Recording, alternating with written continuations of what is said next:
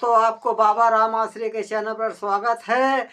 भूल कर भी गलती ना करें देवताओं को पूजा पाठ करने में, क्योंकि अगर देवी देवताओं का भार उठा रहे हो, जैसे कुल देवी देवता हैं और जो देवी देवता हैं जो यदि भार उठा रहे उनका पूजा पाठ करने के पहले यदि आप किसी को यदि अपना गुरु नहीं बना रहे हैं, उसमें से जो मामला चल रहा है भूत प्रेत का, जो यदि काट कर नहीं निकलवा रहे हैं, तो भूत प्रेत ये समझ लो देवी देवता बनकर तुम्हारे वेदी पर पूजा खाएंगे।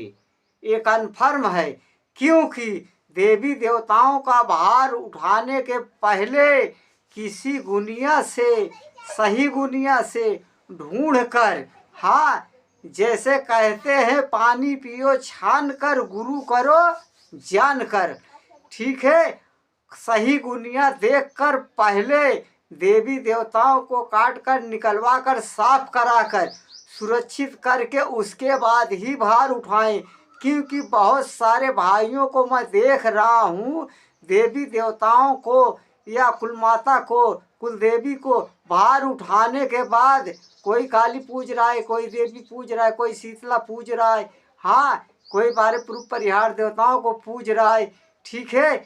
इन सब को पूजने के पहले आप देवी देवताओं को निर्छल करा ले, साफ सुथरा करा ले, उसके बाद ही भार उठाना। क्योंकि बहुत सारे भाई लोगों को मैं देख रहा हूँ कि देवी देवता का भार उठाने के बजाय उन्हें गुनिया लोग मिलकर साफ नहीं करा पाए हैं, वो भूत प्रेत का पूजा दिलवा दिए। जब अर्थात आपके घर में भूत प्रेत कुछ दिन पूजा खा लेंगे, क्या वो हटाने के बाद आपके जाएंगे? नहीं जाएंगे। एक माया बढ़ जाती है, जैसे कोई भी इंसान किसी के यहाँ पहुँच जाता है, कुछ दिन उनके पास रह लेता है, उनको माया बस जाती है, वो छोड़ कर नहीं जाते हैं।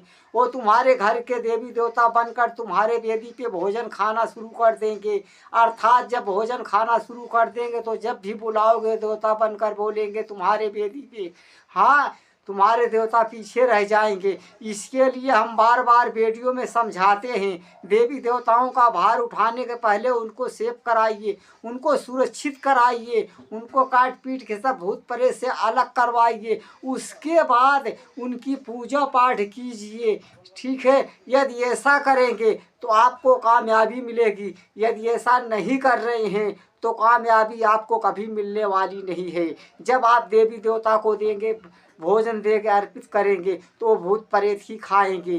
क्योंकि जब भूत प्रेत रहेंगे तो यदि गुनिया के पास जाएंगे, किसी भी गुनिया के पास जाइए, ये हमने कभी नहीं कहा है कि मैं कोई अल्लाह हूँ, कोई भगवान हूँ, कोई मालिक हूँ, आप हमारे पास चले आइए, मैं सब शुद्ध कर दूंगा। नहीं, जहाँ जिसके मन में श्रद्धा भावना भक्ति विश्वास हो, वो वहीं पर जाकर अपना काम करवा ले। जो हम पर विश्वास करता है, मालिक पे विश्वास करता है, अपने पालनहार के ऊपर विश्वास करता है, वही हमारे पास आता है।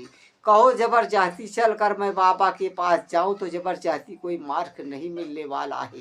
क्योंकि यहाँ तो हमारे गाजी सरकार बाबा देने वाले हैं। जब वो बुलाव करते हैं तभी इंसान आते हैं यहाँ।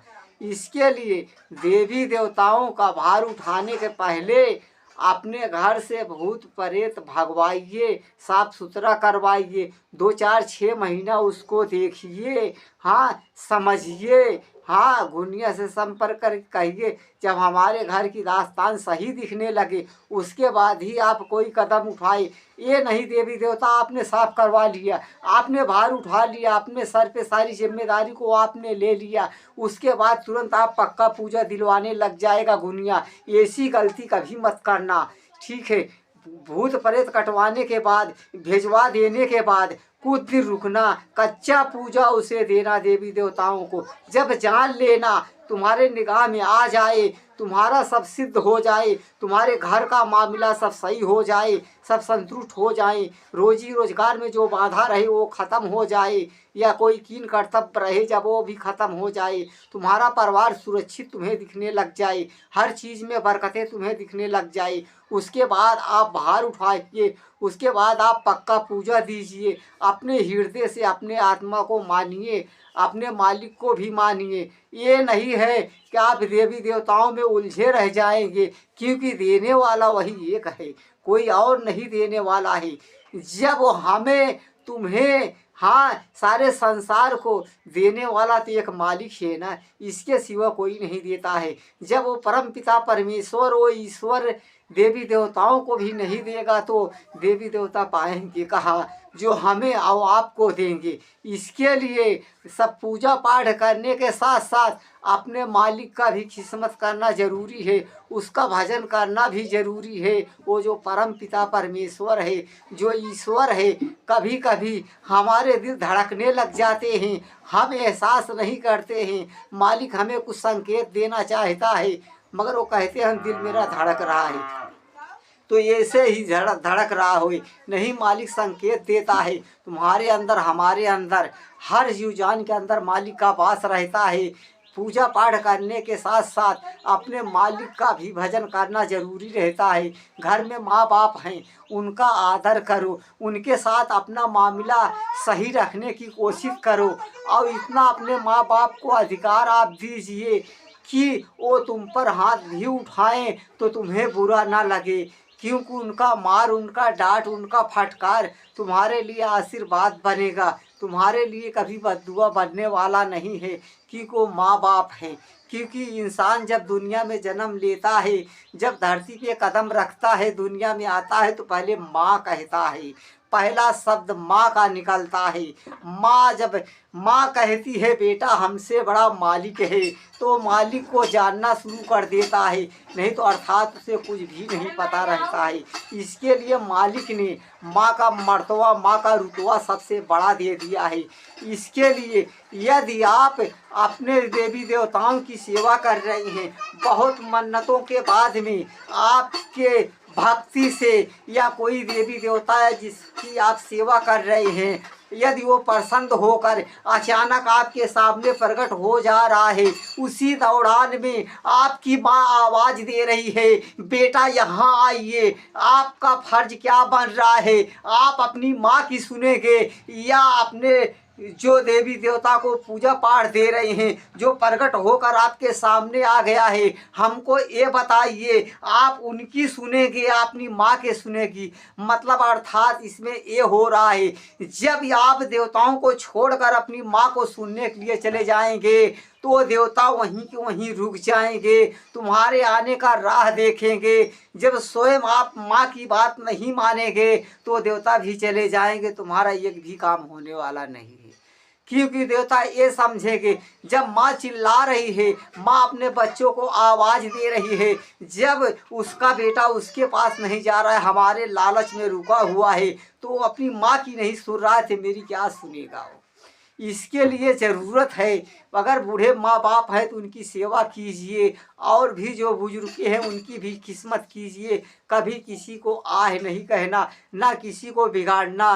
घर पे कोई आ रहा है भिक्षा मांगने के लिए, उसको झिझकारो मत। मालिक ने जो तुम्हारे कमाई में दिया है उसके लिए थोड़ा बहुत मुट्ठी पसर जो भी हो उसको आप दे दीजिए, आप हाथ जोड़ लीजिए। नहीं है तो कोई बात नहीं है, यदि मालिक दिया है गरीबों को आप मदद कीजिए, बेसहारा को सहारा बनिए, ये आपका कर्म है। जब ऐसा आप करेंगे तो आप अपना बनाएंगे, किसी और का नहीं बनाएंगे। हाँ, क्योंकि मालिक ने आपको दिया है, धरती पर आए हैं, बार बार मानव का तन नहीं मिलता है। इंसान यहीं पर चाहे अच्छाई आप बटोर ले, चाहे बुराई को आप बटोर ले।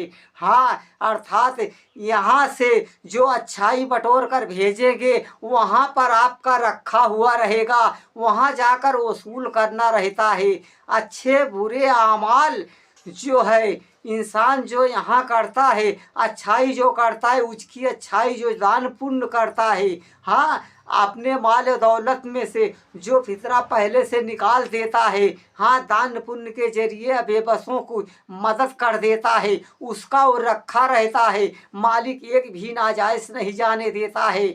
जब आप घर से अपने दान पुण्य के जरिए से जब निकाल रहे हैं, गरीबों की मदद कर रहे हैं, तो हमको ये बताइए शैतान आपके घर से कुछ ले नहीं जाने वाला है, क्योंकि जो निकलना चाहिए तुम्हारे हिस्से में से वो आप पहले से निकाल कर दान पुण्य कर दे रहे हैं, लोगों की मदद कर दे रहे हैं। जो अपने घर से नहीं निकाल रहा है, जैसे आप 15,000 कमा रहे हैं, तो उसमें से आप 500 नहीं तो 250 रुपया निकाल दीजिए, तो आपके रोजी में बरकतें कभी कम नहीं होने वाली हैं।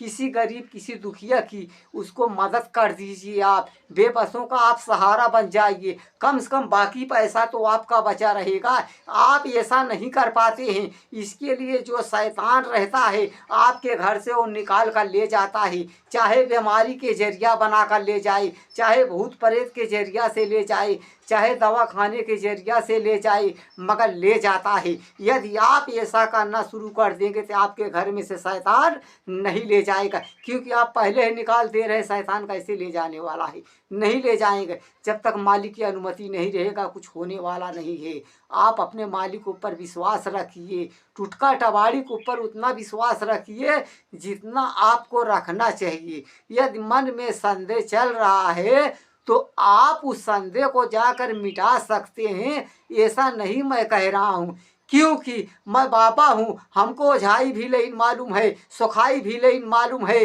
बाबा गिरी भी मालूम है, तांत्रिक भी लेकिन मालूम है, हर सिद्धि प्राप्त है, हर काम मैं करता हूँ, मगर मैं यही सीखा हूँ जब तक मालिक राजी नहीं है तब तक कुछ होने वाला नहीं है संसार में।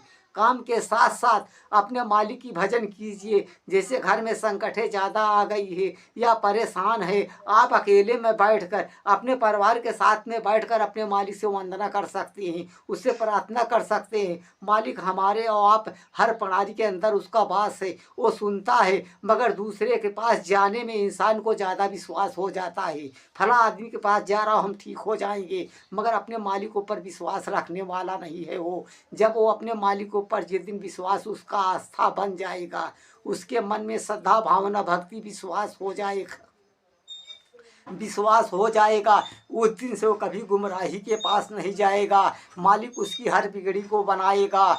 आज मैं अपने चैनल पर जो हमारे भाई लोग वीडियो देख रहे हैं उनके लिए मैं प्रार्थना कर रहा हूँ, मालिक से, अपने पालनहार से, अपने गांधी सरकार बाबा से प्रार्थना कर रहा हूँ, यदि वो या कोई खिलाया पिलाया हो या जादू टोना उनके घर में हो, हाँ, या भूत प्रेत से परेशान हो, कोई भी शैतानी हरकत हो, या ओझाई सोखाई के पीछे वो बहुत ज़्यादा भाग रही हों, वो गुमराह हो चुके हैं, मालिक से मैं प्रार्थना कर रहा हूँ, मालिक उनकी बिगड़ी को तू बना दे, मालिक उनको सही मार्ग दिखा दे, मालिक उनको तू सही अच्छा रास्ता दिखा दे, हाँ, ओझाई सोखाई से उन्हें मुक्ति दिला दे, उनको मालिक के सही राह दिखा दे, सही रास्ते पे चलने के उनको काबिल बना दे। जो शैतानी बला से परेशान है या घर में बहन बेटियां परेशान है, मालिक उनको संतुष्टि दे, उनको आराम दे, उन्हें सही मार्ग दे,